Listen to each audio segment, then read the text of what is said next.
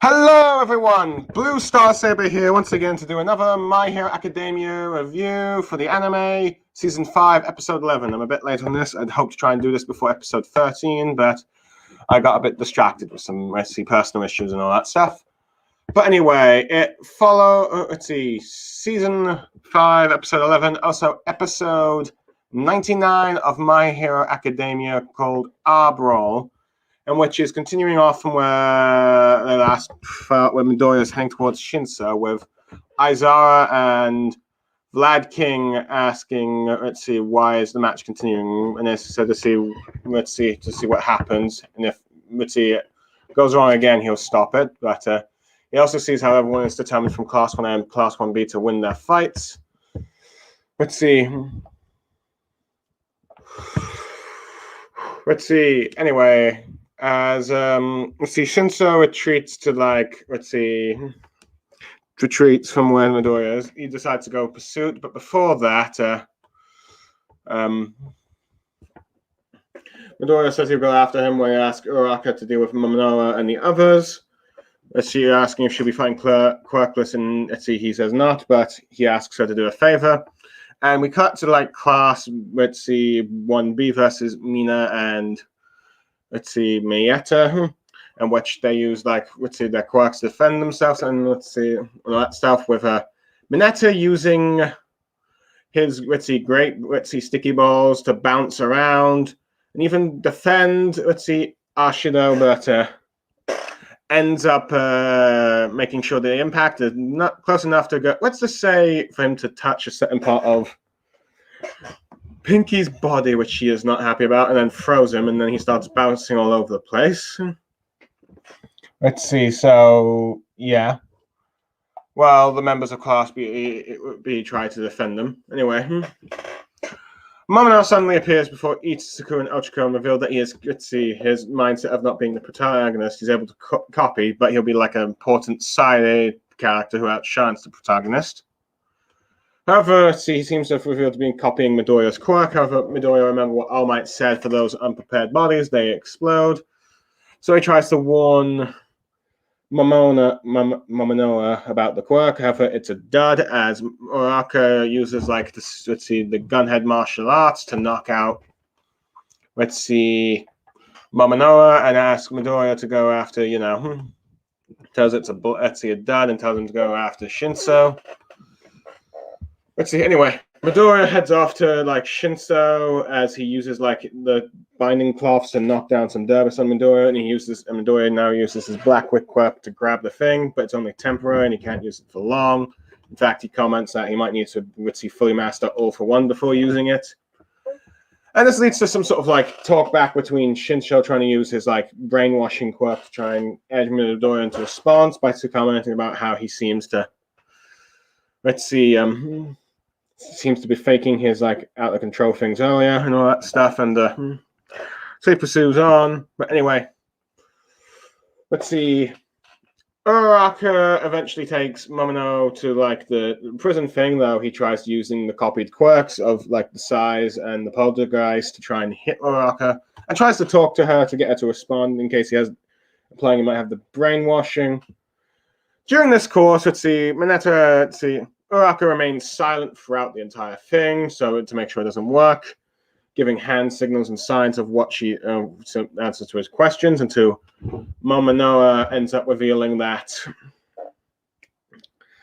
he might actually have more than just 4 copies of it, more than just 3 copies he can do for 5 minutes and stuff, and that he might actually have 4 copies due to the fact that his watch thing was only had 3 watches, implying that he did something to Midoriya. When he said the word fire, which makes Uraraka try to go after Midoriya. However, she remembers what Midoriya says and say go help Ashido and Mineta. And she goes to that area where we get Midoriya and Shinso chasing each other, still trying to brainwash and or use brainwash, or even just swing as far away with Midoriya as he can, using the Arazawa's a cloth and all that stuff, and a bit of a very Spider-Man movements from the animation, which I must admit I like. All that stuff. Anyway,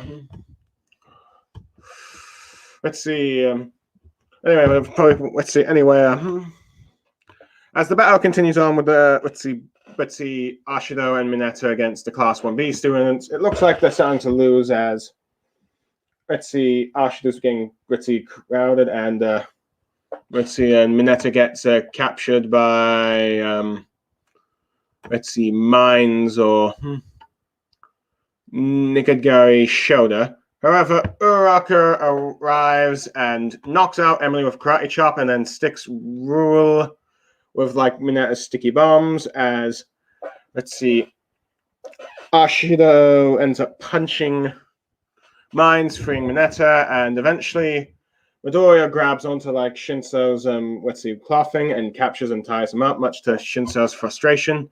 As I think we got a bit of flashbacks about how let's see how he was training with Aizawa, commenting how can you do something like this if it took Aizawa 6 years to do, but he says like this time you got someone helping you and all that stuff. And then you get him thinking about all the fights that happened in the the class, let's see, between Class 1A and 1B, how they've all improved, let's see how far ahead they are of him. And let's see 4 captured with Emily, Mines, Phantom Thief, and Shinsho put into the prison thing while Rule is stuck in the sticky bonds thing. Midnight Ritzy ends up commentating about the results of the fight, which you get this funny panel of like Jiro and Invisible Girl holding a sign saying, have Midnight, narrates, fair commentary, and as she tallies up the results, Class 1A winning 3, Class 1B winning 1, and 1 draw. Class 1A is the real victor. And even though it's much the celebration of Class 1A, but even though we see some of the Class 1B students not really trying to be all that competitive, they're still a bit frustrated that they end up losing in the end, but yeah. So there's that. And the fight ends with and that's the end of the joint training battles with the input coming in from the Gritty teachers with Aizawa asking Midoriya what's up with his quirk, which Midoriya, knowing he can't reveal the secrets of One for All, tries to say that he had no idea himself, but it does, while it manages to avoid the origins, it does talk about how, his quirk that he trusted for quite a bit seemed to have gone out of control, but and he was scared and that stuff, but he wasn't sure either, but he says thanks to Ochako and Shinso's intervention that saved him, and telling Shinso wasn't a bluff, with Shinso thinking that he was just trying to get him to talk for the brainwashing. He knew he wasn't faking it, not realizing that had worried him, so we got that. And you have, Midnight gleefully praising Ochako and Shinso's responses, particularly Ochako, swifting jumping into towards Itsuko, with Mina teasing how Ochako hugged him, causing her to be frustrated, which, funny enough, I think in the manga you also had Midoriya frustrating with the words that Mina was saying, but for some reason you don't really see it here. I'm not sure why, but oh well. So yeah, but she just figured that she would try and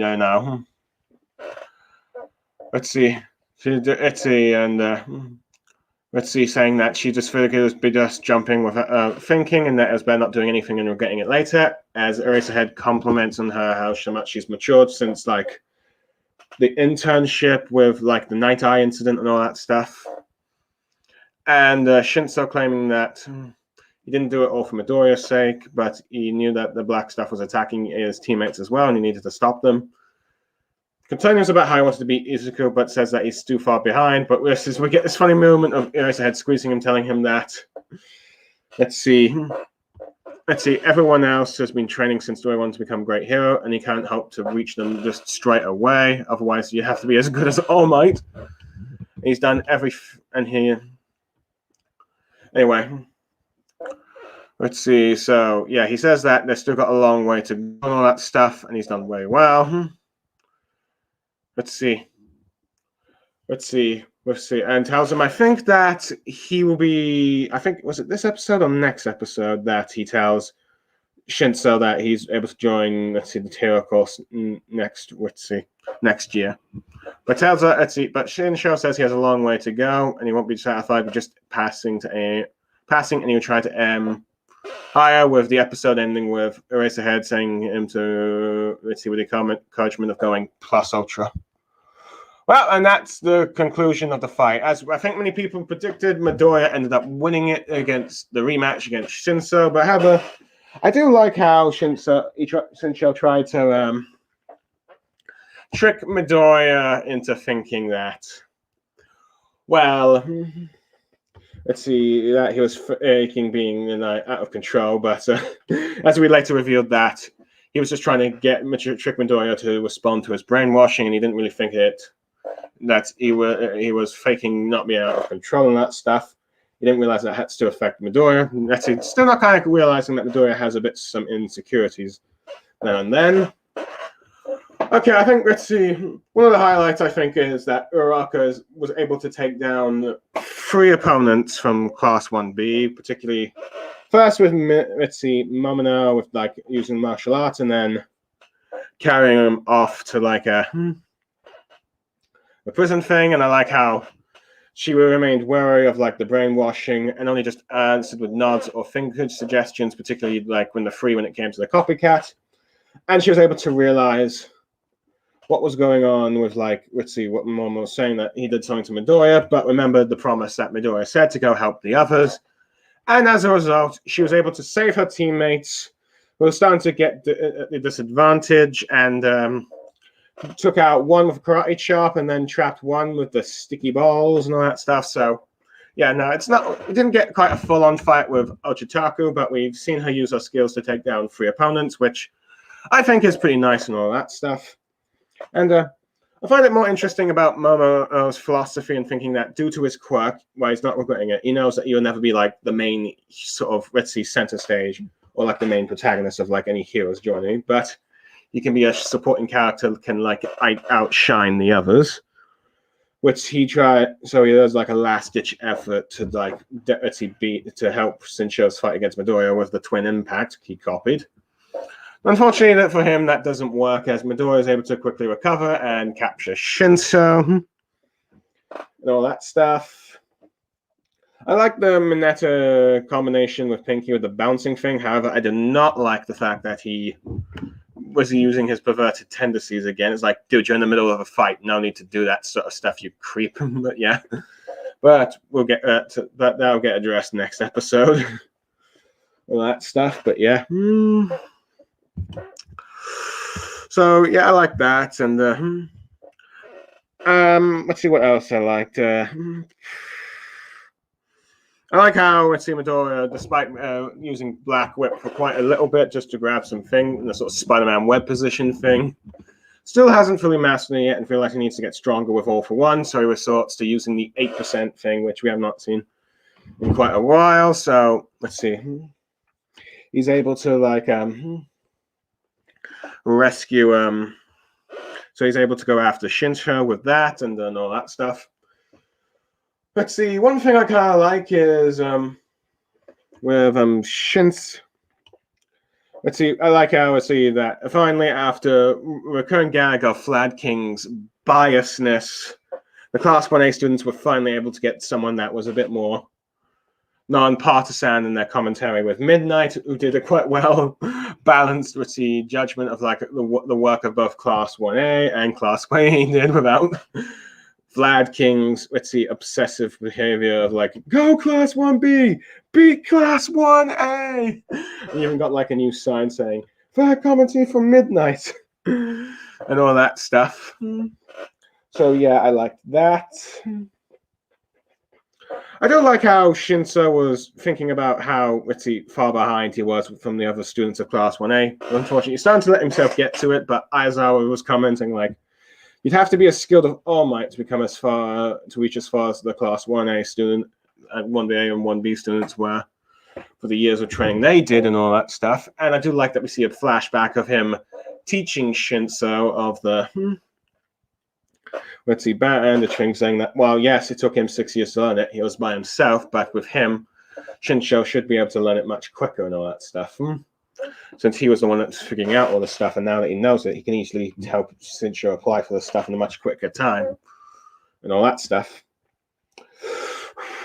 Let's see, another thing I kind of like is how Midoriya was able to hide the fact that, okay, he's now have multiple quirks from Aizawa, even though he suspects something's wrong in some of the other class students, particularly the Tokoyami and that shadow one from class 1B was like saying that, yeah, the powers was like shadow dark thing, and like with some commenting that it seems very different from the super strength Midoriya has.